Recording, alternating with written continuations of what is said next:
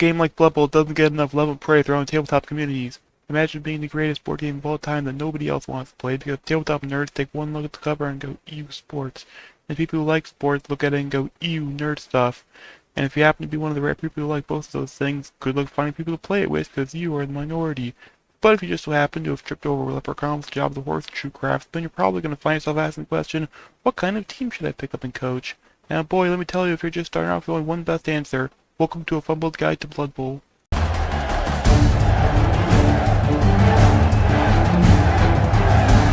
Humans are a jack of all trades, master of none. Teams can be built for literally any playstyle you want. Granted, you won't be able to outrun a gutter runner, and you won't be able to arm wrestle an orc and walk away with both hands intact, but since humans don't have any real weaknesses, anyone can just pick them up and run with it. The linemen are the standard disposables you'd expect. The thrower and catchers do their job just fine. The blitzer is the real stars of the team, like always. The ogre. Look, the ogre is nice if you can get away with it, but personally I've been cursed by Nuffle himself to have every big guy I hire end up eating shit, dying, and accomplishing nothing in every game it's in. If your luck is bad like mine, the last thing you need is a bonehead with a loner giving you more opportunity for things to go wrong. At least for a new team. You can always save up gold for an ogre later on if you're in a league.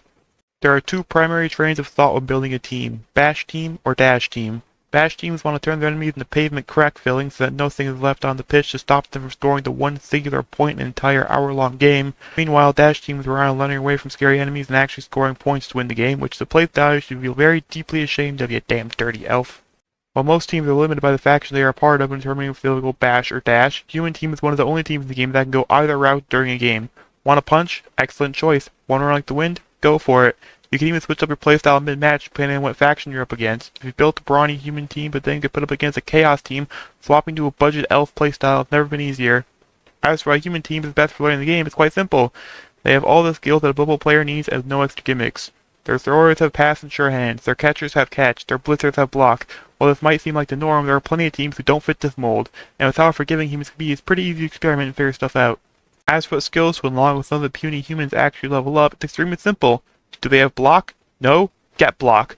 Block is single-handedly the best skill in the entire game, and the fact your blitzer is the second most expensive player in your roster just for starting with the skill should already be a pretty good sign of its power. Already got block? Some good skills to get after that are guard, tackle, sidestep, and leader. As always, never pick the random skill option unless the player living up with an injured lineman you were planning on firing anyways.